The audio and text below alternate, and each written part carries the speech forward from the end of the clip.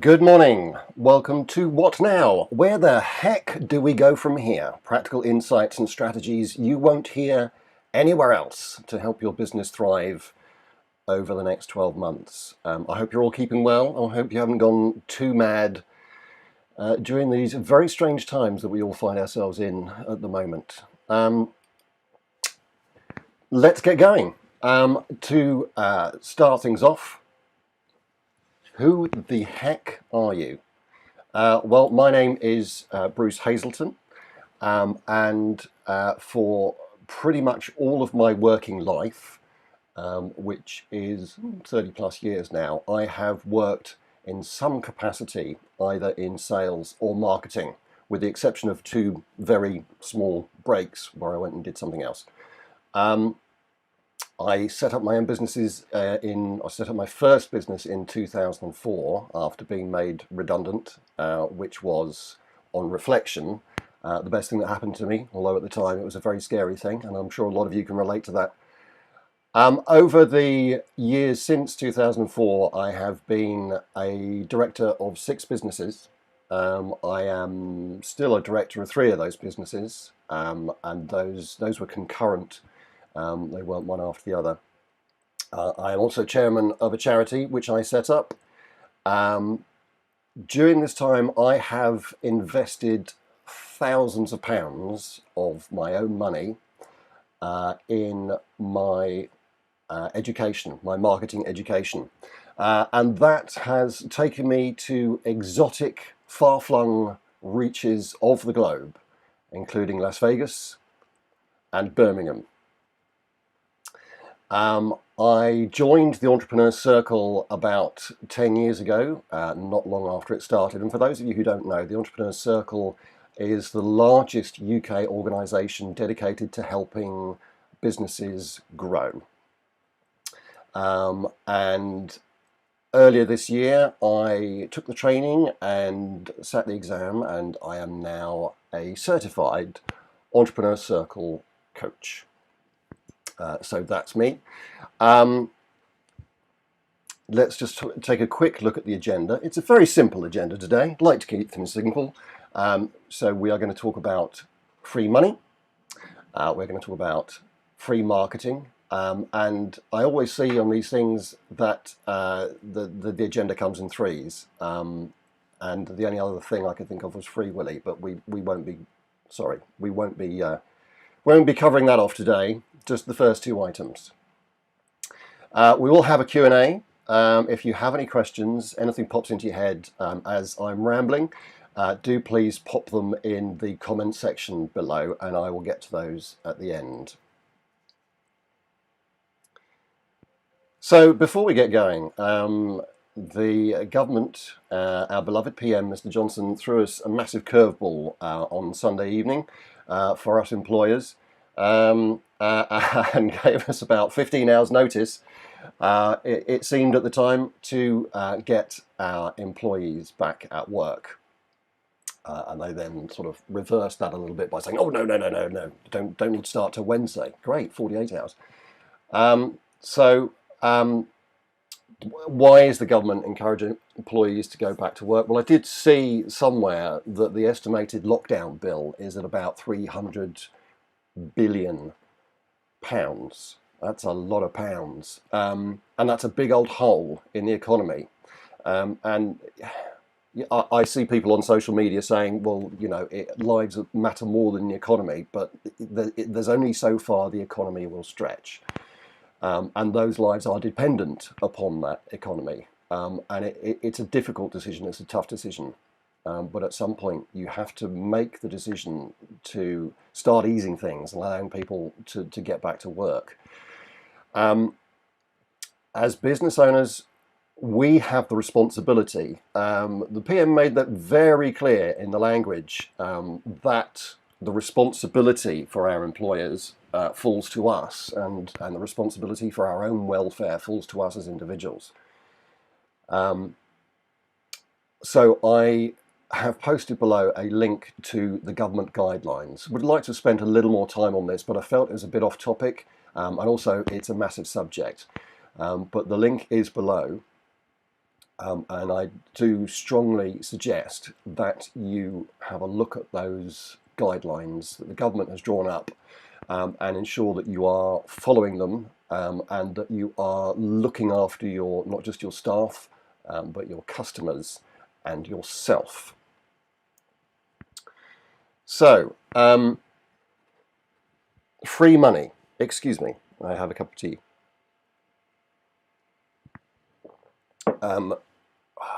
Where are we now? 2 weeks ago, the government announced the bounce back loan, which I take issue with the name of the loan. This is a fantastic opportunity for small businesses to borrow money in a way that they've not previously had access to, because it's free. It's essentially free for a year. But the government are framing it as bounce back. In other words, use the money to get back to where you were. Well, that seems to me like a bit of a wasted opportunity, because if you're able to borrow cash for free, then why simply set your sights at where you were? Why not use this as an opportunity to bounce forward? So what would you use that money for? Would you use it simply to recover? Well, as I say, I suggest that there are better things that you can do, and this is what we're going to discuss today in this presentation. You could potentially use that money to pay off debts. Now, using a loan to pay off yesterday's debts under any other circumstances would be a really bad idea, unless you knew that you had some money coming in the future and that you could cover that off. If you're borrowing money to pay yesterday's debts, there is a fundamental issue with your business, and that needs looking at. So if that is the reason for you to borrow money, then I suggest you think about that very carefully. Or will you use it as an investment in your future? Obviously, that is what I'm advocating today. Now, the bounce back loan is available to small businesses. £2,000 to £50,000 is available to borrow. It's also dependent on your turnover. I believe it's 25% of turnover, which restricts the amount of money that you can borrow. It is 100% government backed, which means that the government will cover fees and interest for the first 12 months. And also there are no repayments for the first 12 months. So essentially, this is free money. As I've already said, this is a massive opportunity for business owners. This is not the sort of thing that is normally available to us. So I suggest that you take the money, because even if it just sits in your bank account for the next 12 months and does nothing, and you then just give it back at the end, what the hell? Why not? Why would you not do that? Why would you not have that available to you? Why would you not use that money as an opportunity to invest in your business and to grow your business and to increase the amount of profit that's coming into your business? That is the sensible thing to do. So I heartily recommend that you think very carefully about that and about the opportunity that is here, because you would have to be insane. I know. What a great photo. I started scouring image libraries for photos that depicted insane, and then I thought, no, what the hell? I'll just do my own. And I'm sure we'll come back to that topic a bit later on. So if you take out this money, if you decide to go for this free money that is available to you, that you would have to be insane not to take, do not forget that you will have to pay it back. Now, in 12 months' time, you will have 5 years in order to pay it back, and you'll be paying it back at, I think it's 2.5%, which is it's a really good rate for a small business. And as I say, you're unlikely to be able to get access to this at any other time. So go for it. But because you need to pay it back, you need a plan. Which brings me on to free marketing, which is essentially the topic of today's event. Now, why marketing? I hear you cry virtually through the internet.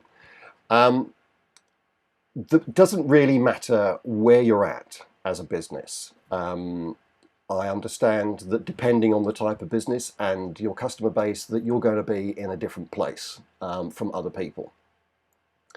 You may find that you have no activity.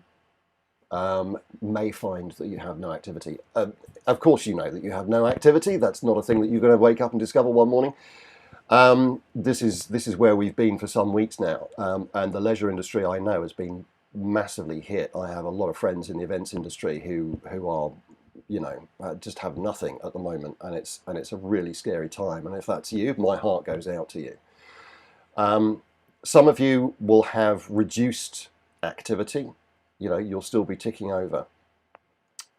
There are going to be some of you who have seen no adverse effects. Believe it or not, seems difficult to believe for those who are struggling at the moment. But there are businesses who are not only conducting full activity at the moment, but I do know of businesses who are massively busy, like stupidly busy, unseasonally busy at the moment due to coronavirus.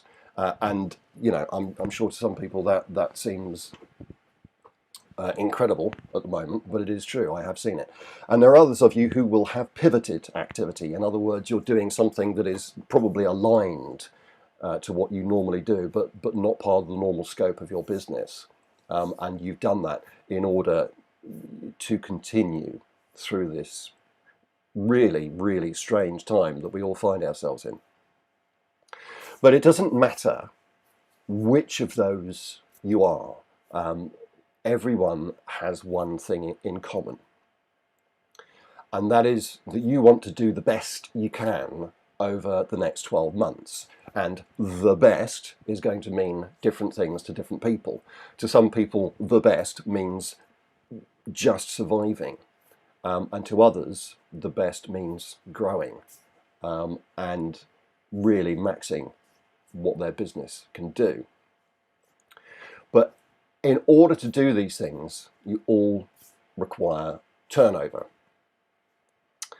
You need the profit to finance those activities. And profit comes from turnover.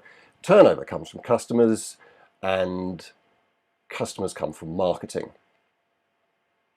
Because let's face it, if you stop marketing, I know that during difficult times it's very tempting for business owners to cut back on their marketing, and that's because those business owners see marketing as an expense and not an investment.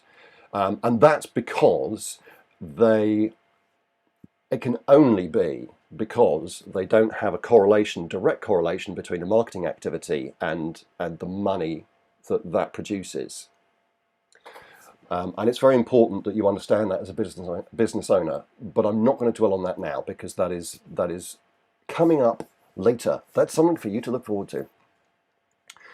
Okay, so before we continue, a word of warning. You are probably already aware of some of the things that are coming up. I guarantee that most people are either not doing them properly or they're not doing them at all. There are some quick fixes coming up. There are some things that you can bang out in an hour and that will make a difference. But to implement everything is going to take some time. And how much time depends on you. It depends on how much time you spend working in your business rather than working on your business. So working in your business is the activity of what it is that your business does. Working on your business is essentially becoming a marketer, becoming an advocate, becoming a voice for your business and going out and finding customers and designing mechanisms to find more customers. What I do suggest, though, is that you do not attempt to do all of the things that are coming up all at once. There are 12 things that I will be going through today, and there are 12 months in a year, and I suggest that those two things are not a coincidence. So, first on the list, answer the fecking phone. Now, I know some of you are going to be going, what really? That's marketing, is it? That's a marketing tip. Well, yeah, it is, because, sorry, I'm just going to move her on because delightful as she is, she's a little distracting. Because there's no quicker way to put off customers and potential customers than not answering your phone. And I know you think you know what happens when your phone rings. I'm suggesting to you that you actually find out. When was the last time that you rang your own phone number, either during the day or out of office hours? Do you actually know what happens when your phone rings? How many times does the phone ring before somebody picks it up? Have you actually defined the responsibility of who answers the phone, whose job it is to answer the phone, and how quickly they should do so? And have you also defined that if that person doesn't answer that phone for any reason, for example, they're with a customer, or they're already on the phone, or they're at lunch, or they're having a fag break, or they're in the loo, or whatever reason that they cannot answer the phone, have you set up a system so that the next person answers the phone? You can actually set up ring groups. So you can say, well, after 2 rings, this person or these people answer the phone. After 4 rings, these people then pick up the phone. After 6 rings, these people pick up the phone. Now, 6 rings doesn't sound like a lot, but when you're actually ringing a number and it rings 6 times, it feels like an eternity. So you can either set that up, or you can, if you've got a phone system that will support it, you can actually set it up so that your phone will ring certain extensions, and then if they don't answer, it will ring the next lot of extensions, and so on. When does your voicemail kick in? How many times does your phone have to ring before your voicemail kicks in? And how's that voicemail delivered? Does it just sit there until somebody thinks to go and check it, or is it emailed to you? And again, depending on your phone system, there may be different ways that you can set that up. This is something that you will need to discuss with whoever supplied your phone system. Who has the responsibility of following up voicemails? Have you delegated that responsibility? And does your voicemail outgoing message change during out of hours? Now, as I say, this might seem ludicrous that we're even actually having this conversation, but one of the members of the Entrepreneur Circle had a receptionist who didn't like answering the phone. And one would think that if you were a person who was adverse to answering the phone, that maybe a receptionist wasn't the best choice of job. However, a receptionist she was, and averse to picking up the phone she was, and she became an expert at answering calls and immediately cutting them off. And this apparently went on for years before the business owner discovered it. Who knows how many customers that business lost? We'll never know. There's no way of knowing. And I simply suggest to you that this is worth an investigation. It's not going to take you very long, but it could reveal some very surprising things. Number 2, marketing asset review. Okay, so a marketing asset is anything that you use to market your business. And that could be flyers, brochures, leaflets, anything printed, could be your website, or could be advertising, could be adverts that you place on a regular basis. If you want to, oh, that's clever. I've managed to get that line going behind my video, planning and all that. There is actually a marketing asset review video on the get.more.customers website. So go and have a look at that. That's in the latest news section, where I just spend 20 minutes going through these three pieces of marketing. And it would be helpful to watch that just to get a bit more detail that I can really go into here today. But essentially, there is a checklist, and you can get that. I will be coming on to that. But essentially, the checklist looks like this. You need to ensure that the piece of marketing, whatever it is, irrespective of whether it's print, online, or advertising, or wherever that piece of marketing may be, that it has a crystal clear objective. What's the purpose of this piece of marketing? What does it want people to do? Is it obvious? And if you take these three pieces of marketing that I've reviewed, we have a letter here. And this is dead clear what this wants you to do. It wants you to sign up for a free trial worth £24, and you get a sample of beers worth £24. And that has a time limited offer on it. This one is a little more fuzzy, and they're essentially trying to get you onto the website. There are a range of products in here. And this one is even fuzzier still. Again, there's a mini directory in here. But it's not terribly obvious what they want you to do.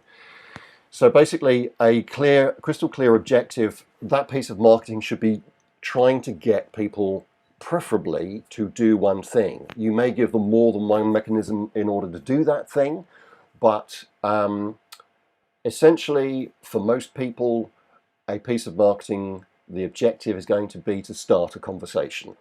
Possibly to book a meeting or a call. Probably not actually going for a direct sale. It depends entirely on what your business is and what it is that you sell and the value of what you sell. It's very important that your marketing is not boring. Is it the same as everyone else in your market? And a good way to test this is if you replace the logos on your marketing collateral with your competitors, would it still make sense?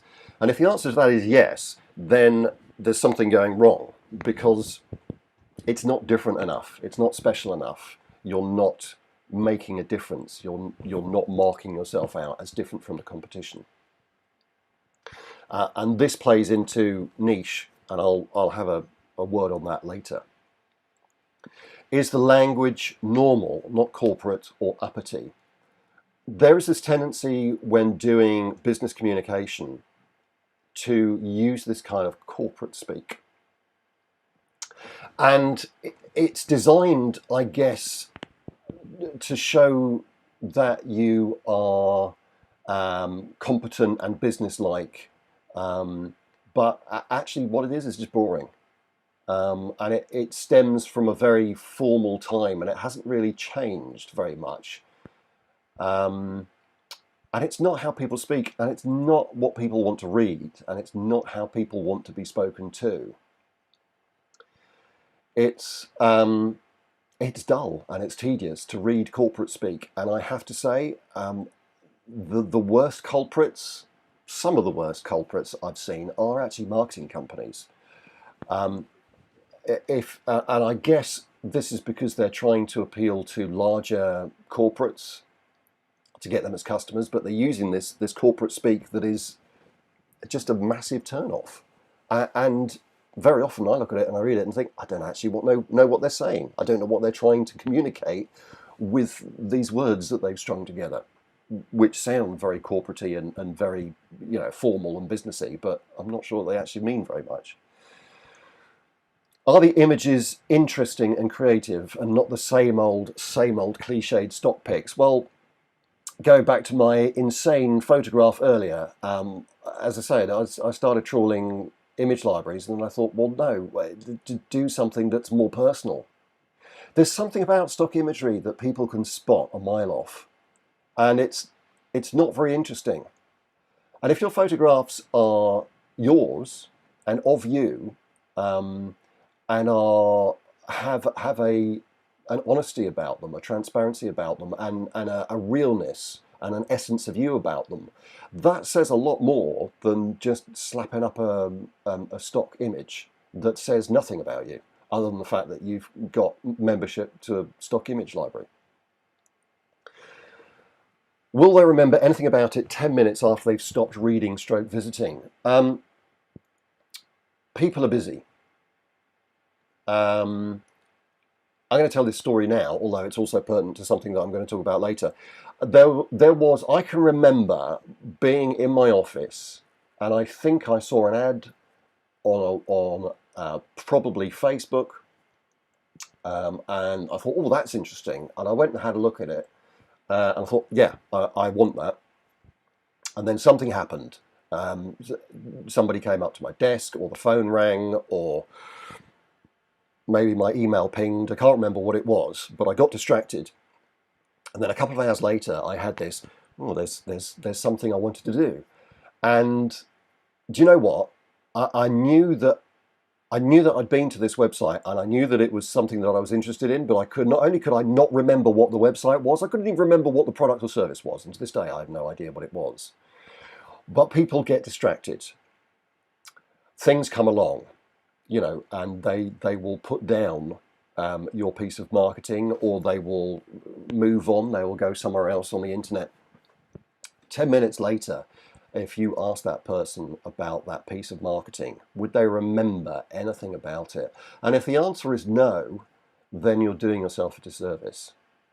It's important that your marketing, I can't overstate this, that your marketing is different, and that it says something different, and that it is said in a different way, and that can catch people's attention. It needs to be personable and relatable. And this goes back to what I was saying about the stock imagery. If you use stock imagery, it's not personable and it's not relatable, and people can discern nothing about you from that imagery, because people buy people that they know, like, and trust. And that phrase is going to come up a few times today. People buy people that they know, like, and trust. Are you in or on this piece of marketing? Because people buy people. And if you're doing that thing that a lot of small business owners do, they try and look bigger than they are. And I guess that's about competency, and trying to say to people, look, we can look after you because we're a sizable company. But actually, that's not always what a customer wants. Sometimes a customer likes to be looked after by a small team, because that way you feel like you're more valuable. If you imagine the customer relationship that most people have with someone like BT. I mean, when you ring BT that they just, if you left as a customer, it would impact their business? Not at all. Really not an issue if you left. Whereas if you had a local telecoms company, 3 people in a local business who looked after your telecoms, if you rang them up, you'd get a very different service, wouldn't you? Because if they lost your business, they'd know. It would hurt. They'd feel it. So it doesn't always pay to present yourself as this sort of larger, faceless organization. And I think actually there's huge value in presenting yourself as an individual that people can relate to. Does it include photos and videos of you on your team? Okay, it's time. Let's talk about video. Video is an incredibly powerful tool. And this is because for decades now, and certainly generations, we have been conditioned to sit down for, in some cases, many hours a day in front of a screen, digesting whatever is on it. So as long as you can present engaging and well-delivered content, people will watch it, and it is a format that people enjoy and that people like to digest. And that behavior is it's changing a bit, and we're going somewhere slightly different with it, but it's still valuable. So no excuses, no inhibitions. It's time, and I know it's terribly British to go, oh no, I couldn't possibly, and oh, I hate myself on video. I can't stand the sound of my own voice. Well, get over it, because no one else feels like that. So just park those inhibitions. No, they are inhibitions, aren't they? What's the opposite of an inhibition? I can't think. You know what I mean. But you need to park those and just get brave and start doing video. And yeah, you'll probably suck at it to begin with, but practice makes perfect. So you need to be doing both of these. You need you and your team being helpful and passionately educating your prospects, talking passionately about what it is that you do, and sharing the knowledge. And you also need your clients talking about you on video, because we know that there is nothing more powerful than a video testimonial. We'll talk about testimonials again in a bit, but if you have a customer on camera saying lovely things about you, that is about the most powerful piece of marketing you can use, because there's always going to be doubt. Even if you are selling something that somebody desperately needs, there's always going to be that need to be reassured. That person's going to need to know that actually you can deliver what you say you're going to deliver, and that they're not going to get ripped off, and that they are getting value for money, and that they will get looked after. And if you have a customer describing all of those things, then that's very compelling, because this person is prepared to go on camera and say these things, therefore this company must be trustworthy. Awards and accreditations, if you've got it, flaunt it. A number of times in the Entrepreneur Circle, we've come across customers who have won some award somewhere and it doesn't come to light until some months later. And you go, well, why would you not put that on your marketing? And actually, if it's just an industry association, if you belong to a professional body, then use that logo. The more, within reason, the more logos and emblems and accreditations and awards that you can put on your marketing, the more it reassures customers that you are good at what you do. Links to independent review sites. Showcase the reviews and stars you have on whichever site or sites are most relevant for your sector. Google, TripAdvisor, Trustpilot, the best of. There are loads of review sites out there, and again, we'll be coming back to this later. But it's absolutely essential for almost every business. And I say almost every business. As I sit here, I'm struggling to think of an exception. I'm struggling to think of a business that wouldn't benefit from reviews and testimonials. So don't leave those out. It's incredibly important. Testimonials are not as good as reviews from independent sites, because reviews are kind of independently verified, but they are useful nonetheless. But they must be properly displayed to count, which means that you need a photo, you need a name, and a headline that summarizes the message. And the basic rule of thumb is, the more you can identify a person in a testimonial, and by identify I mean who they actually are. So if you have a photo, you have the name, and you have, if it's a business-to-business testimonial, then perhaps have the business that they work for, or if it's business to consumer, then maybe where they live. But the more you can identify a customer, the more gravitas that testimonial has, and the more credible it is, and the more believable it is. And the rule for your website, at least 4 testimonials for every year you've been in business. Shouldn't be hard. We will talk about collecting those in a bit. And you also need, on your marketing, you need a strong offer. Is there a reason for them to take action now? Because As I said earlier, people get distracted. Remember the website I was on with that thing that I definitely wanted, that I got distracted and then never came back to. If you give people no reason to buy now, they will go, oh, I'll get that. And they absolutely mean it, and they absolutely think that they will come back and buy it, and then they'll get distracted and they'll forget about it, or they'll talk themselves out of it. So what you need to do is to give a strong offer, a compelling reason for people to act now. And that inevitably involves some sort of time-limited offer. Give them some kind of deadline. Give them a reason to act now and to not put it off. Say to them that essentially, if you don't take me up on this amazing offer that I'm putting in front of you, within the next 36 hours, it will be gone. Difficult to do that on all marketing, particularly printed marketing.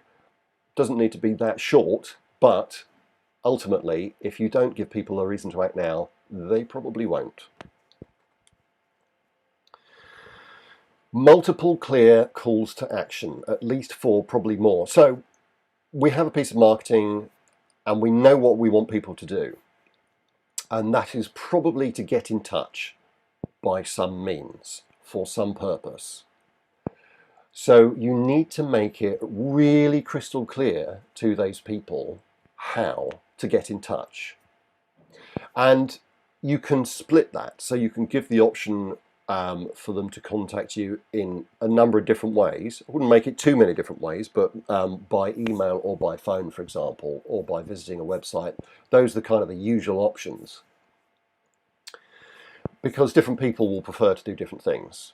Some people prefer to speak on the phone, some people would prefer to send an email, so allow them that opportunity. But absolutely ensure that it is crystal clear on your marketing how the person who receives that and thinks, oh yeah, I'll have some of that, make sure that it's crystal clear to them how they take you up on that offer. That's the call to action.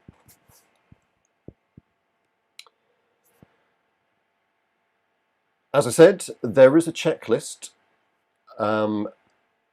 If you would like a copy of the checklist so that you can go through and assess your current, not just your current marketing, but anything that you are considering doing in the near future, there is a marketing collateral quality test. Wow.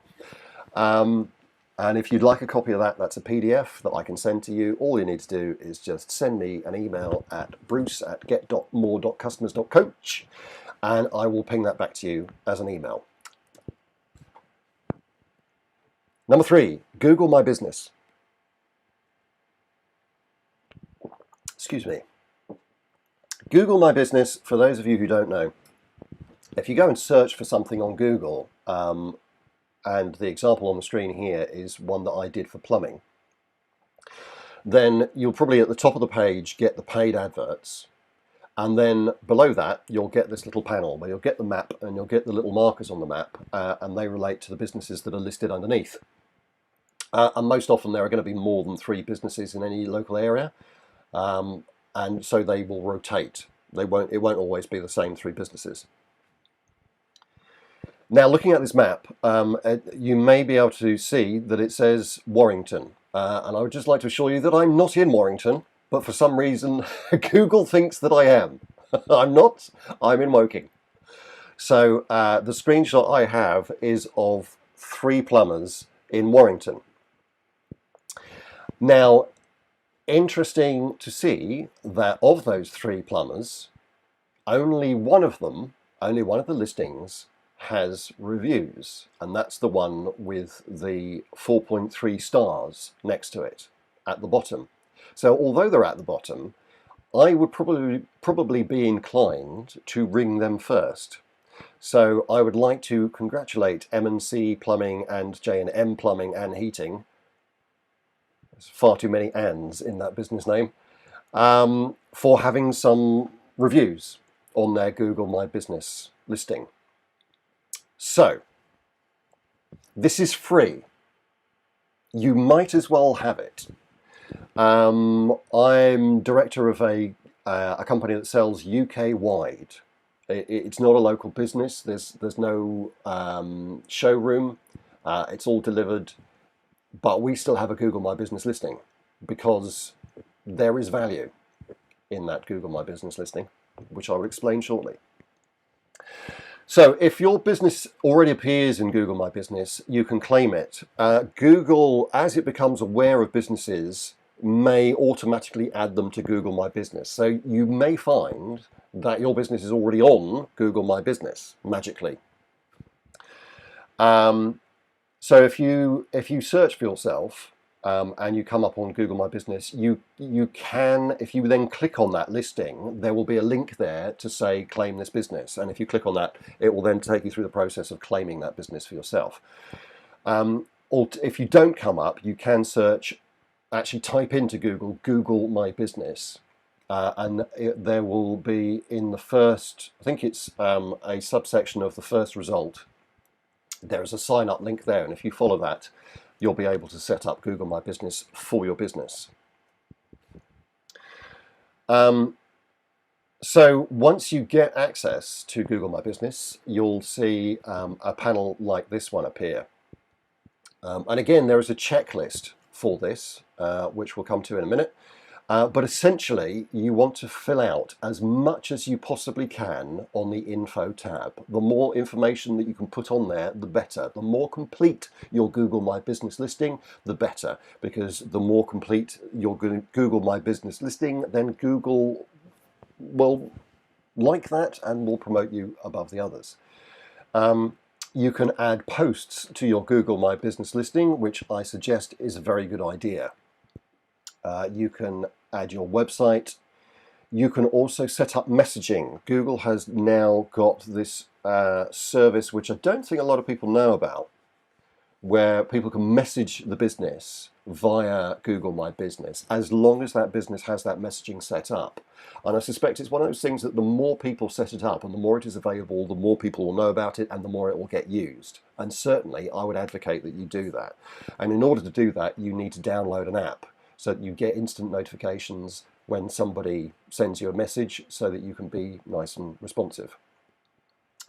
And I think that is something that we may well see becoming more and more popular. It's a good idea to put photos on your Google My Business listing. It's a good idea to think about what people might type into Google in order to find your business, and renaming your photos according to those search phrases, because it all helps. If you have any videos, also load those onto your Google My Business listing. And just as a note here, you can set up multiple users for a Google My Business listing to access this control panel, so it doesn't need, the responsibility for keeping this up to date doesn't need to fall to one person, if that makes it easier for you. Now, to do all of this is probably going to take you an hour or so to set this up, and I strongly suggest that you do it. It's a good investment of time, and once it's set up, it's the sort of thing that you can dip into once a week, once a month, and just keep it up to date, and just keep adding photos and posts. Excuse me. Now, we have no hard evidence that Google gives you any kind of preferential treatment for having a Google My Business listing and a complete and active and often updated Google My Business listing. But knowing Google, you probably do. Certainly for one of my businesses, since we updated our Google My Business listing and started putting photos and posts on there, we have seen an increase in traffic. I can't prove that that came from the GMB listing, but it's got to be worth a shot. So absolutely, this is free. Go do it. So, like I say, there is a checklist. So if you would like a copy of the checklist, just email me at bruce@get.more.customers.coach, and you may be able to see on that checklist that not only are there the items to be checked off, but you can also assign them to individual people, and you can also give them deadlines for the completion of that task on that spreadsheet. Checklist. So, number 4, reviews. I did say we'd be coming back to this. Now, there are 3 reasons, at least, why customers don't leave you reviews. And that is because they don't think to do so, or they forget to do so, because, as we know, people get distracted, or they don't know how or where to leave you a review. So, what can we do about this? We can get people to go to Google My Business now. Due to lockdown, I do know that Google currently have their reviews on hold. This means that people can leave you a review, but that it won't become public until Google have moderated it. And apparently, Google employees need to go to the Google offices in order to moderate Google reviews. Apparently, they can't do it remotely. Go figure. So they are not being published, but it's still worth collecting them, because one day they will go live, and oh my goodness, what a backlog Google's going to have when they finally get back into their offices to start processing those reviews. But there are other review companies. There's Trustpilot, there's reviews.co.uk, who I've used, TripAdvisor, FIFO. There's any number of review sites out there, and you may find that there is one that is dominant in your industry, and that is the place to be. I would absolutely encourage you to collect reviews on Google My Business for reasons that we have previously discussed, because I think Google is going to reward you for that. Now, the way to go about this is to systemize review collection. What does that mean? Well, basically that means that once a customer has purchased from you, you automatically send them an email. Now, you may literally be able to automate this process depending on how you log your customer purchases, or you may just have to have someone whose responsibility it is to send out these emails. But basically, once a customer has purchased from you, you send them an email thanking them for their business, and say your feedback is very important to us. It helps us to understand what we're doing right and what we're doing wrong. Would you possibly give us a mark out of 10? 10 obviously being the best, 1 being the worst. And for anybody that replies between 8 and 10 out of 10, email them again and say, oh, that's lovely, thank you so much. Would you mind leaving us a review? And if they've given you 8 to 10 out of 10, then they probably would have no problems at all leaving you a review. In which case, you send them the link to your preferred review site, whether that's Google or Reviews or FIFO or any of the others, Trustpilot. And so what that means is that those people who do leave a review for you are going to be leaving you a really good review, which means that your collection of reviews on that website are all going to be good reviews. If you get a response from a customer only giving you 5 to 7 out of 10, for example, I suggest you send them a different email saying, oh, that's disappointing, what could we have done better? We value your feedback, we'd love to be able to do you a better service next time. If, however, somebody gives you less than 5 out of 10, I suggest that there is a problem with that purchase, and that actually you ought to get straight on the phone to that customer and say, right, how can we fix this? How can we put this right? Now, I always say that everybody makes mistakes, but what differentiates us is how we clean up our mistake. And you can very often turn a customer who is dissatisfied into a raving advocate purely by fixing it. If you do an astonishing job at fixing the issues that they have with their purchase with you, whether it's a service or a product, it doesn't matter. If you do an astounding job of making that good, sometimes you get a more enthusiastic, a more vocal advocate for your business than you would from a customer who just got really good service in the first place. It's very interesting. So absolutely. follow those people up. Number 5, how are we doing for time? Good Lord, I need to speed up. So, neighbourhood cards. These are not applicable to every business. I acknowledge this. They are great for services and installations. So if you're any of these, electrician, plumber, window cleaner, painter, decorator, or if you install things like a wood-fired burner or kitchen or double glazing, it's great for you. It's also good for high-value delivered goods like garden buildings, for example, high-end barbecues, hot tubs, anything like that. Luxury cars. I'm just going to quickly tell this story. There was, I think it was in Los Angeles, there's a Porsche dealership who teamed up with a local marketing company. And what they did was they took one of their Porsche models round a rather swanky neighborhood, and they parked the Porsche outside each house, took a photo of it, and instantly printed out a postcard of that house with that Porsche in front of it and posted it through the letterbox of that house. And the headline was something like, how would this look outside, and then their address. And that got them an unprecedented number of test drives, because what they were selling with the postcard was a test drive. Obviously, they weren't trying to sell a Porsche. That would be ridiculous. No one's going to buy a Porsche off the back of a postcard. But it got them huge levels of bookings for their test drives, which then ultimately led on to more sales. Now, a neighbourhood card isn't quite that, but it's a great example of how this kind of marketing can work in a business where you probably wouldn't have considered it would work. So before you dismiss neighbourhood cards as a possibility, just ask yourself, how can you apply this in your business? Now, here's an example of a neighbourhood card that one of the EC members has sent out. Excuse me. And they do engine tuning. They remap car engines.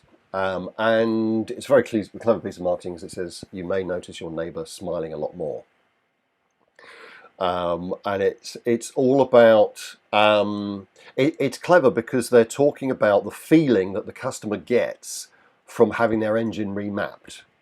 Rather than talking about fuel efficiency or more power or greater acceleration or anything like that, they're talking about the yippee factor, the emotional response to that. And that's what makes this a clever piece of marketing. So the way that this works is that essentially it's an implied recommendation from that person's neighbour. So there's a bit of, well, if it's good enough for them, it's good enough for me. Presumably John across the road researched this thoroughly, and that's good enough for me. I'll look into it. Obviously, these people know what they're doing. Also, you invoke the keeping up with the Joneses syndrome. Whereas, well, if they've got a gas barbecue, I want a gas barbecue. People do that.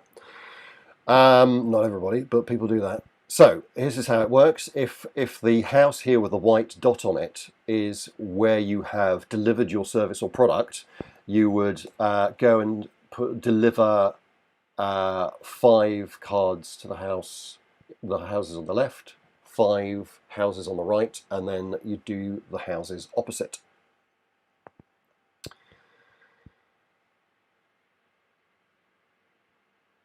LinkedIn.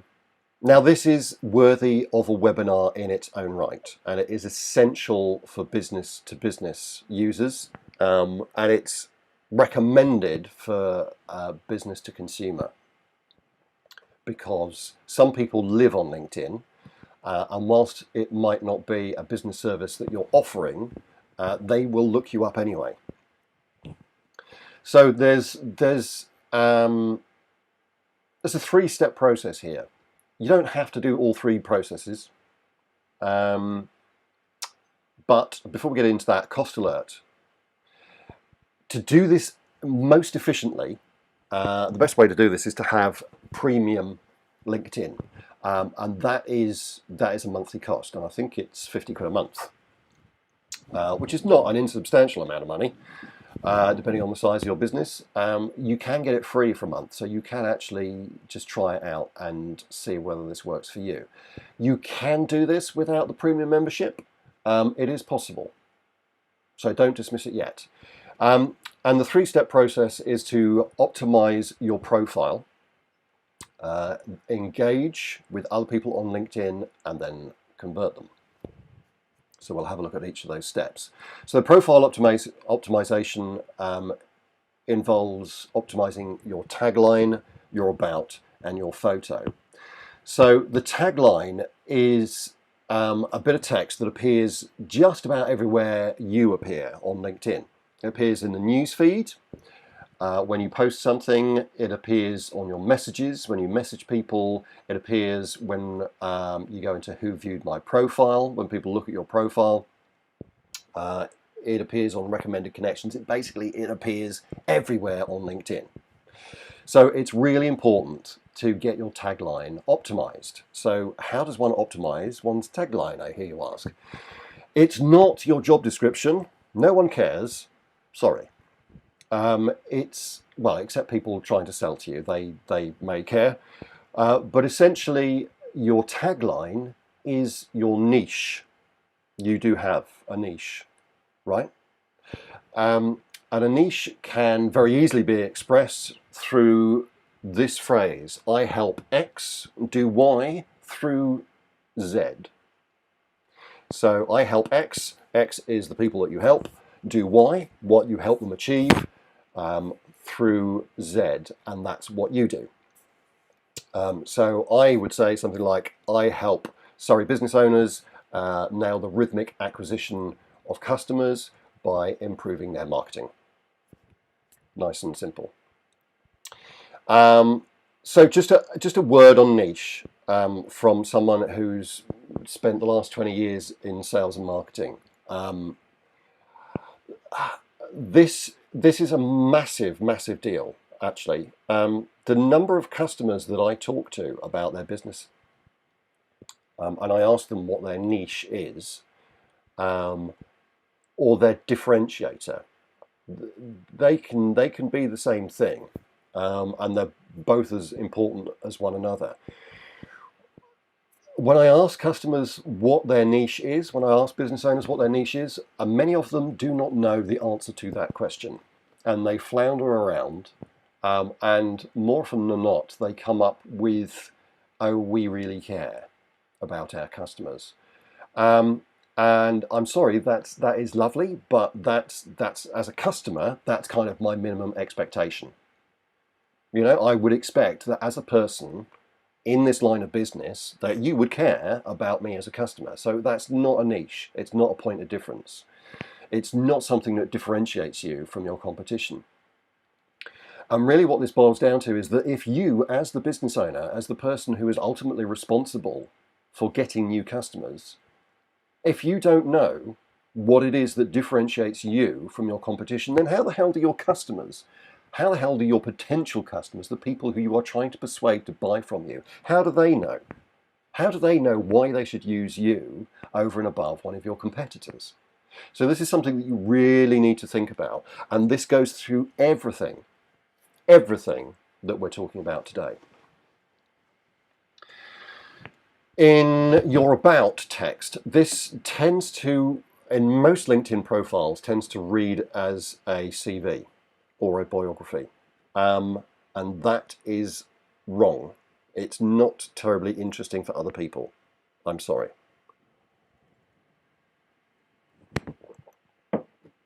You can actually break your about text in your LinkedIn profile into these categories. So you can actually use these as titles and then just a couple of sentences under each one. What I do, so what you do, how you do it, who I work with, in other words, the sort of customer that you're looking for, what people are saying, so that would be a testimonial or two, my background, so what you do, what you've done that qualifies you to deliver this product or service, and contact me, how people can get in contact with you. And then your photo, You need to look like your customers. This is important because you either need to look like your customers or you need to look how your customers expect you to look. So if you are an accountant specializing in car repair shops, workshops, for example, I wouldn't expect you to appear on your LinkedIn profile picture in overalls, because your customers would expect you to be in a suit and tie and a shirt. It would look weird without the shirt. Don't forget the shirt. So either how your customers look or how they expect you to look trumps how your customers look. Here are some delicious examples of people who are my connections on LinkedIn. This is Duncan. Be aware that selfies will distort your face. It's tempting to take a selfie and fill the lens with your face. However, because phones have extraordinarily wide angle lenses on them, you're going to look like this. This is not how Duncan looks. I know Duncan in real life, and he don't look like that. So be aware that that's Duncan looking in the back of a spoon. Be aware of your background as well. So is this guy a marketer or a holiday rep? He's a marketer, but he looks like a holiday rep. Is this guy a tennis coach or is he in sales and marketing? He's in sales and marketing. Is this guy an investment banker or a musician? Well, it's a trick question because he is a musician and a really bloody good one at that. I have no words. This guy is a marketer. And I expect that his argument for this profile picture is that, well, hey, you won't forget it. No, that's true. I haven't forgotten it since I discovered it. In fact, I've had nightmares ever since the last few days. Anyway, let's move on.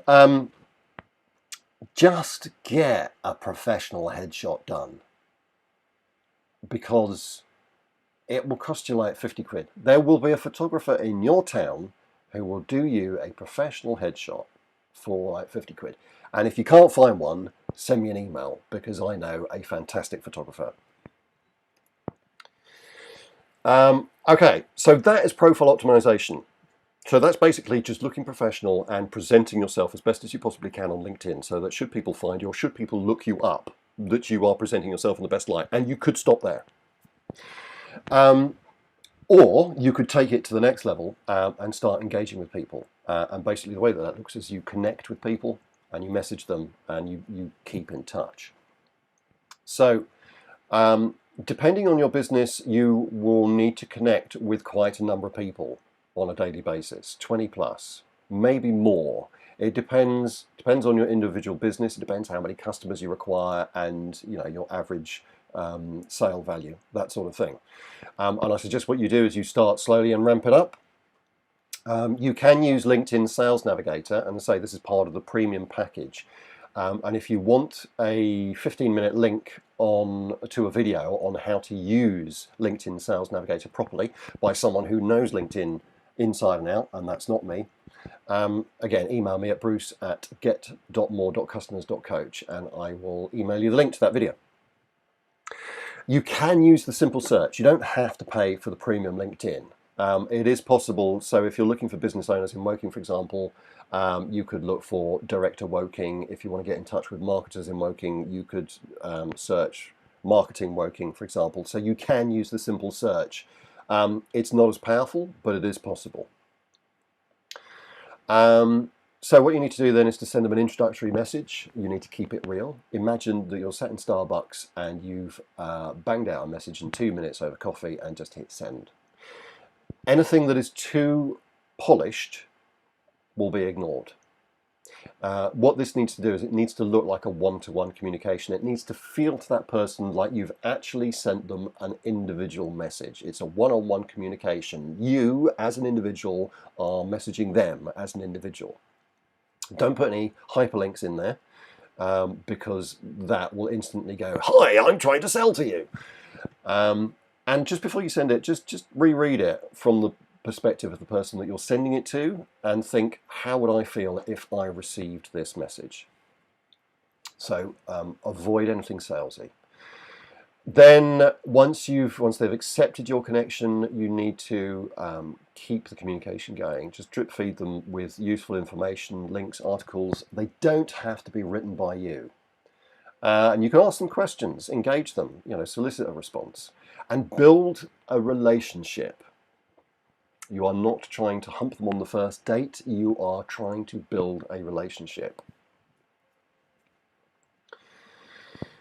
And then conversion. Do not attempt to convert people on LinkedIn. Do not try to close a sale on LinkedIn. All you should be doing on LinkedIn is trying to start a communication in person, whether that's a meeting or a call. Do not attempt to sell on LinkedIn. People don't like it. It won't work. You might get away with it, but you're likely to upset. I was going to use a four-letter word then. You're likely to upset more people than you are actually likely to convert. I invite people to buy what you're selling rather than selling. People like to buy. People don't like to be sold to. And remember that people buy from people that they know, like, and trust. So be likable. Just build a relationship. That's all it's about.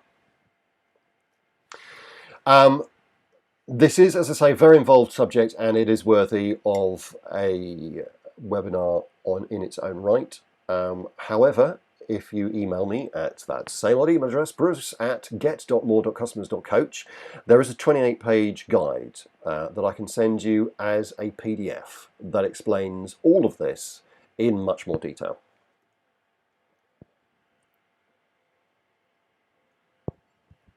Number 7 is tracking your marketing. This is not actually a means of marketing your business, but it's essential. It's so important. Can't stress this so much.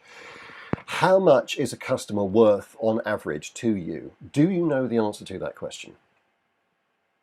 Now, I appreciate that as a business, you are likely to have different customers, and they are likely to buy at different levels, and they are likely to spend different amounts of money. And I acknowledge this. But still, you're going to have an average sale value. Even if you have 3 levels of service that you offer, on each level there's going to be an average, and there's going to be an average across the board. And you need to know what that value is. You need to know the lifetime value of a customer, so that once that person has decided that they know, like, and trust you and have decided to buy from you, you need to know the value of what that person's going to be worth to you over the lifetime of that relationship.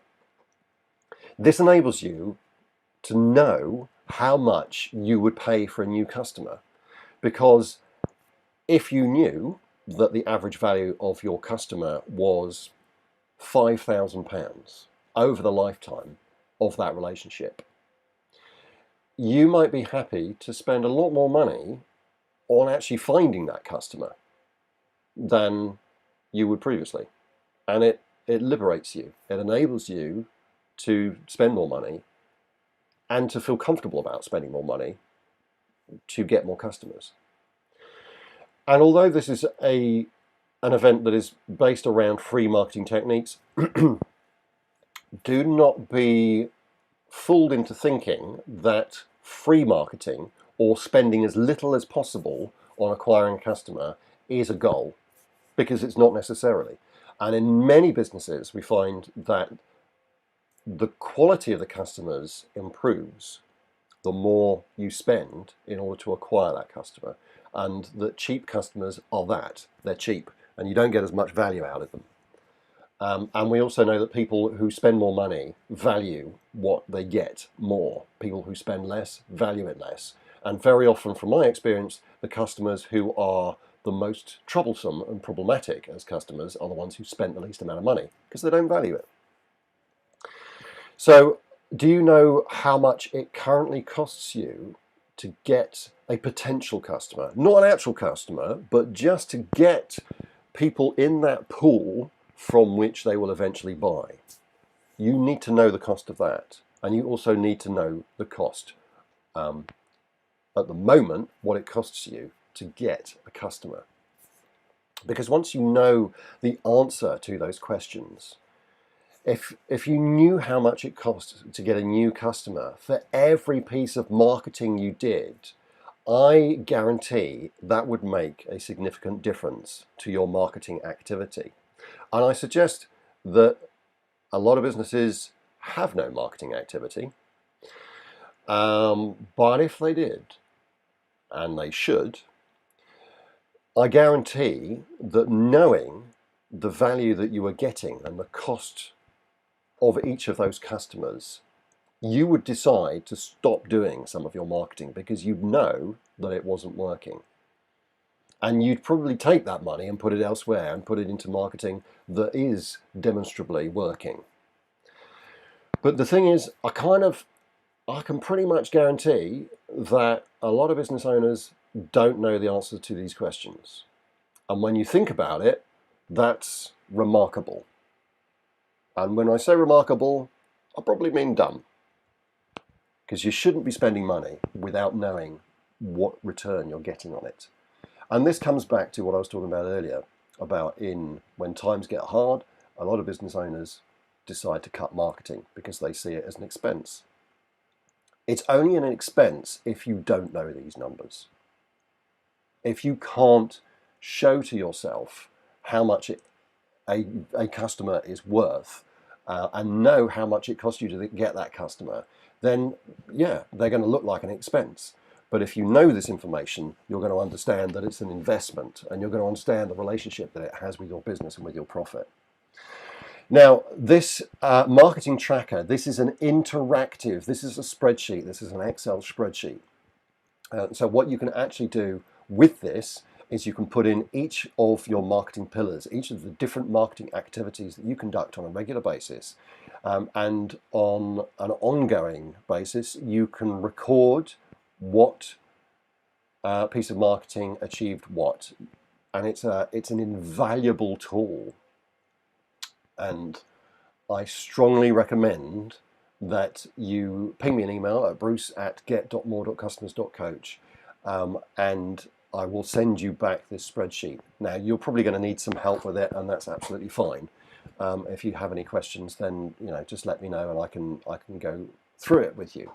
But this is kind of like a roadmap to your business, to your marketing, for you to understand what it costs and how much you make from each customer. Okay, moving on. Number 8, follow-up. Now, many businesses' follow-up is inadequate. It's not systemized, it's not consistent, and it doesn't go on nearly long enough, nor is it particularly creative. So, what does a decent follow-up look like? It should include several scheduled phone calls. So when you have a customer who's expressed an interest in what you do, they've put their head above the parapet and they've identified themselves as, hello, I'm interested in what you do. You need to have a mechanism in place so that you can schedule several phone calls, maybe text message them. Definitely email them. There's a thing called BombBomb. Go and Google BombBomb, because it is a means of sending a personalized video to potential customers via email. It's new, not a lot of people are doing it, and it has a wow factor at the moment. There is a cost associated to BombBomb. It's not massive. I think it's like $20 a month or something. But at the moment, it has a wow factor. And it's going to have an impact on people that receive it. Post. Really, not many businesses using Post as a marketing tool anymore. So it's an instant way to stand out because no one else is doing it. I mean, one of my businesses makes a point of sending lumpy mail. So that's an envelope that's got something in it. So when you get it, you go, oh, what's that? And it's handwritten. It has a stamp on it. It's not franked, and it's bright green, the envelope. And it makes people go, look at their post and say, what's that? And it creates intrigue even before they've seen what's in the mailing. And the idea with follow-up is essentially that you follow up till they buy or till they die, or till they unsubscribe, or till they say, please leave me alone. I bought somewhere else. Go away. Seriously, there are too many people. I was going through my email this morning, and there was an email in there from someone who said, I haven't had a yes or no from you yet, so I just, before I stop talking to you, before I stop, offering our service to you, I just want a definite no, you're not interested. Brilliant. Well done. Do that. Be upfront about it. Say that I'm going to keep keeping in touch unless you tell me to stop. Why not? So, at the Entrepreneur Circle, there's 10 years worth of tried and tested follow-up, a world-class follow-up system. And if you'd like a PDF of that, guess what? Email me at bruce@get.more.customers.coach and I will send you a copy of that. Okay, number 9, marketing calendar. A marketing calendar is relevant or maybe not relevant dates in the calendar that you can use to do some marketing activity around, to inspire a promotion. And I suggest that you have no more than 12 of these in the year, because that ought to be enough. 12 promotions, to do them properly, ought to be enough. So a marketing calendar, whilst it's not per se a marketing activity, it enables you to plan and do sufficient planning for your events, for your marketing calendar, and not to do some half-baked, half-assed, last-minute disaster. Like the 13th of February, oh my God, it's Valentine's Day tomorrow, quick, let's throw an offer together. You might do okay out of that, but the chances are that if it's that late and that chaotic and not terribly well thought through, that it's not going to do very well. So a marketing calendar just basically enables you to think about it and plan properly.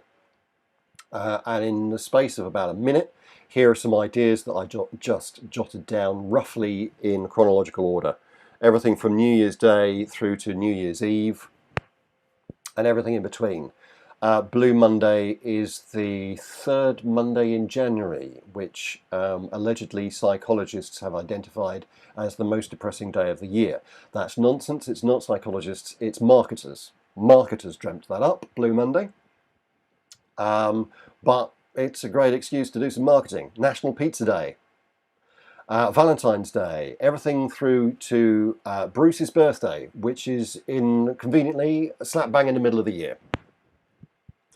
I'm sure your business would not celebrate my birthday, but you might want to celebrate your birthday. Why not? Make a promotion around your birthday. It's my birthday, I'm going birthday crazy, I'm giving away such and such with every purchase over the value of. Why not? Why not? It's it's personal, it's relatable, and it gives your customers some insight into you as a person, as a personality, and people buy from people they know, like, and trust.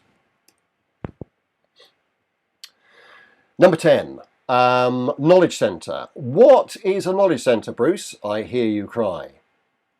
Well, knowledge center is something that is inspired by the book by Marcus Sheridan called They Ask You Answer. Now, I heartily recommend that you get this book and you read this book.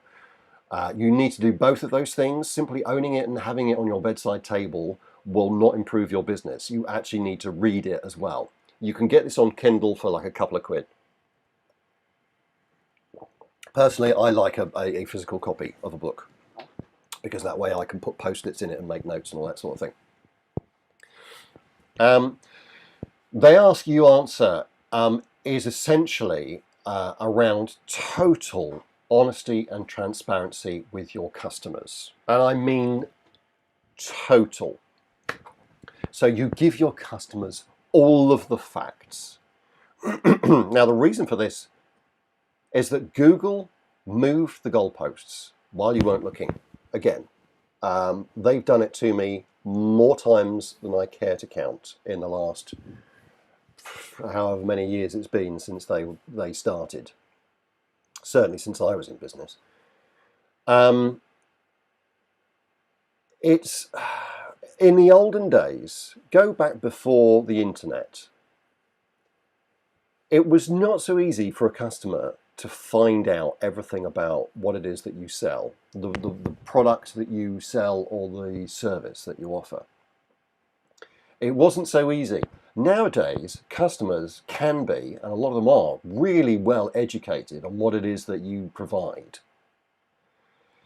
So where do you want them to get that education from? Do you want them to get it elsewhere, including your competitors? Or do you want them to get it from you? Because trust me, they are going to find out. They are going to find out. And they are either going to find out before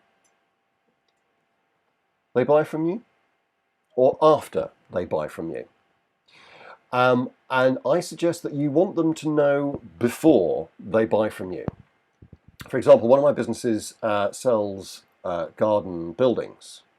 And one of the things that you need to do with garden buildings is you need to treat it. You need to treat it on both the outside, which is logical, and the inside. Now, imagine you're spending several £1,000s on a garden building and you don't know that it needs treating until after you bought it, at which case you suddenly discovered that as well as spending several £1,000s, you've now got a load of work to do, that you've now got to treat this thing inside and out, and you're not going to be terribly happy about that. Even worse, you don't read the manual that comes with the garden building, and you don't treat it, or you only treat the outside, and in a year's time, the inside has gone manky, and it's got things growing on the walls and the ceiling, and it smells. You're really, really, really, really, really not going to be happy then, are you? So as the owner of that business, you would want your customers to know before they buy that building what they're letting themselves in for. And that is what you need to do in your business. You need to make absolutely sure that your customers know everything and that they are as expert as you are in your product or service. And this is not just for sales. This is a company-wide philosophy. There's total openness and transparency. And the Knowledge Centre is at the heart of They Ask, You Answer. You're still asking me, but what is a Knowledge Centre, Bruce? It's a collection of articles, blogs, and or videos, all of those, or just, it can all just be videos, or it can all just be articles. And it's every question a customer has ever asked, including the awkward ones, and especially the awkward ones, because they will find out anyway. It also, a Knowledge Centre demonstrates your expertise. It shows that you're an expert at what it is that you provide. It demonstrates your honesty, your integrity, and your trustworthiness, because it goes to that people buy from people they know, like, and trust. It goes to the trust element of that, and also it can add to the know and the like, because if you run this Knowledge Centre in a personal way, so if you talk about things in a personable way, or even if you do it as a selection of videos, people are going to know much more about you, and they're going to like you much more, and they're going to trust you much more. So this really plays into that. People buy from people they know, like, and trust, and to that end, it sells whilst you're asleep, because you know, even whilst you're tucked up in bed, people can be reading up about you and making the decision to buy from you compared to one of your competitors. And it will have a massive impact on your search engine visibility if you have a Knowledge Centre. And could even lead to the holy grail of the Google featured snippet. And a Google featured snippet is this answer that Google provides to a question at the top of the search results. And interestingly, on the day that I did this, the "How do I cancel now TV" was the top answer. So I don't know what Now TV have done wrong, but as I say, on the day that I did this, when I typed in "How do I" into Google, "Cancel Now TV" was the topmost answer, and this is and this is the featured snippet that came up at the top of Google. And if you can get that, that is a massive mark of respect from Google, and will also show you as an expert in your field to people searching, because you're top of the page. You know, come on. So things that you need to be aware of in building a knowledge center is that it is time consuming. You know that at the beginning I said there are some quick fixes in here. This is not one of them. This is a big thing, but trust me, it's worth doing. You're going to need 100+ articles, and you may say, well, there's no way that I can write 100+ articles on what it is that I do. There just aren't that many questions. Well, have a brainstorming session, see how many questions you can come up with, and I bet that you can rustle up probably 30 questions without much effort. If you start to struggle, there is actually a website, answerthepublic.com, and what they do is they scrape those searched questions from Google, and they rank them, and so it's a tool that will enable you to discover what people are typing into Google about your business.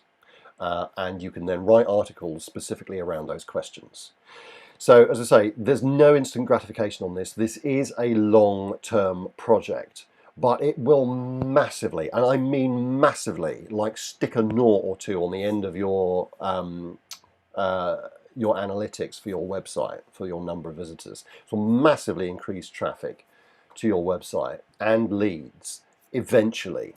It is a long-term thing. If you stuck up a knowledge center tomorrow with 100 articles on it, it will probably take 3 months before Google really sits up and takes notice. But trust me, it's worth it.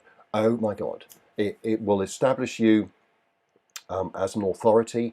And we know from our businesses, we know we are getting feedback from customers based on the knowledge center. We know that they're looking at it, and we know for certain that we have made sales off the back of our knowledge center. So do it. Do it, do it, do it. It's really, really a powerful thing. Number 11, remarketing. What is remarketing? Remarketing is marketing voodoo. Basically what remarketing does is it tracks visitors to your website and enables you to advertise on other sites. Now Facebook and Google both offer remarketing. And essentially what it is a small snippet of code that sits in the background of your website, so it's invisible to anybody that visits your website. They won't necessarily know that it's there, but it enables you to then place adverts in front of those people. It is inexpensive compared to something like Google AdWords or Facebook advertising. If you spend like £1 on either of those for advertising, for remarketing you'll be spending a few pence, like 3 pence. It is substantially cheaper. Because let's face it, how many of your visitors are lost once they leave your website? You know, they come onto your website, and once they're gone, they're gone. You have no way of ever contacting those people again, unless you have remarketing in place. And word of warning, this may require help from your web designer. This may not be something that you can implement yourself. This is something that I can help you with. I am not an expert in all websites, but if you don't know how to do this, drop me a line, and I'm certainly going to be able to point you in the right direction. So this is how it works. This is wish.com, and if I went on this website, and I do go on this website quite a lot, they will track me, and then when I go onto Facebook, I will see their advertising. So you can specify your audience. It's not just people that have been on your website. It's not just all of them. You can actually segment them down, and you can do that by pages that they visited. So you can say, I want to send this advert to the people who've been to this page. And you can also specify it by the page that they've not visited. And that's useful because if you have something, for sake of argument, if you had like a PDF download that you wanted people to download on your website, you could target the people who'd visited that page for the download, but had not seen the thank you page after the download. So you can actually, by saying, right, I want to target these people who've been to this page but not the thank you page, you can actually target the people who came onto your website and looked at that download but didn't download. So you can encourage them to come back for that download. Or similarly, if they went on to look at a product on a e-commerce website but didn't visit the checkout, you could remarket that product specifically to those people. You can remarket to people based on the action that they've taken. So if they've added something to the basket, including the product that they've added, or if they've submitted a form, or if they've watched a video. And basically what this enables you to do is to put a really specifically tailored message in front of those people based on their activity on your website. And it's a really powerful thing. It is quite advanced, but do it now, because the sooner you get that remarketing code on your website, the sooner you start capturing that audience that otherwise you're losing. Because I know that even on a really good, really successful e-commerce website, the vast majority of people don't buy. They don't buy on their first visit, and they're gone, and you've lost them, unless you have remarketing. So you don't actually need to set up the advertising now, but if you set up the remarketing on your website now, you are capturing those people to potentially advertise to them in the future. So you can set up the ads at your leisure. The other really powerful thing that you can do on Facebook is you can create a lookalike audience. So you can say to Facebook, right, these are the people who visited my website. I want you to see what connects all those people, what aspects those people have in common, and I want you to then look at everybody else on Facebook and find people who have those similar attributes, and I want to advertise to them. It's a really powerful way of marketing. Now this is again worthy of, like so many of the topics, of a webinar in its own right. If you have any questions, chuck them in the Q&A. I suspect they may require longer answers, so feel free to email me. Number 12, business coach. This allows you to draw on my knowledge and experience and learn from my, oh my God, expensive mistakes, and not yours. It will enable, working with a business coach will enable you to create a plan, and a business coach will keep you accountable to that plan. Because, let's be honest, this is not your first webinar. But you'll have forgotten all about it. Not only will you have forgotten about the content, but you'll have forgotten that you were even on this webinar in 2 hours, won't you? Let's be honest. Come on. Because you'll get distracted, because the phone will ring, you'll look at your email, and there'll be something that's urgent and probably not that important that you have to fix, or some other kind of firefighting will take over, and you're going to revert to your default behavior and end up doing feck all. We know this to be true because, you know, let's all put our hands up. I've been there, I've done it, or not done it, as the case may be. And again, I can hear you virtually cry via the internet. Wait a minute, isn't coaching really expensive? Huh? I thought that this was a free marketing techniques event. Charlatan! Well, hold on a minute there, because a business coach will very quickly recoup their own cost to the business.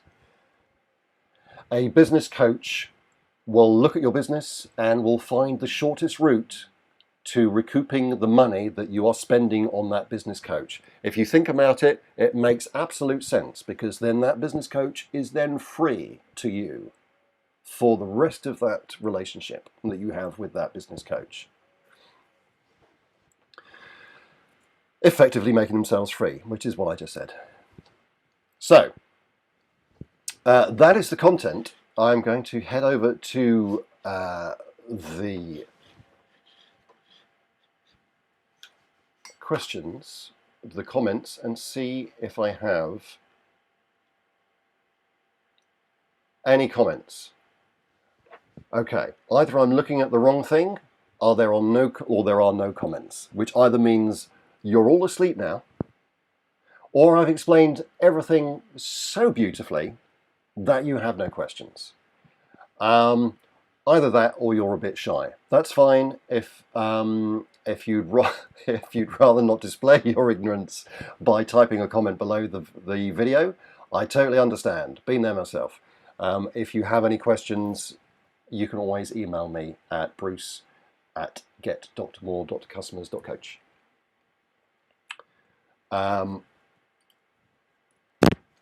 So that's it. That's everything I have for you. Thank you very much for listening, for being here, for going through this with me. Like I say, if you have any questions, you can get me at bruce@get.more.customers.coach.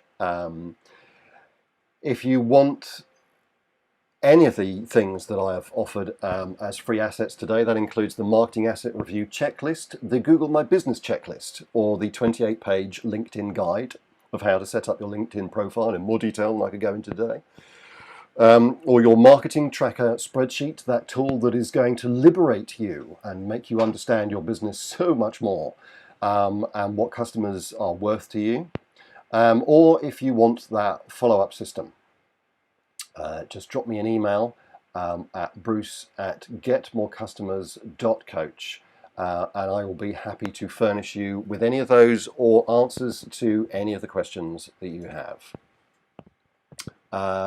This is the this is the slide that I like to put at the end of my presentations, so that I don't crash out of the presentation and go to my admin screen in the background. So yeah, so that's just me, message to me from me. This is the end. Thank you for joining me. This has been What Now? Where the Fuck Do We Go From Here?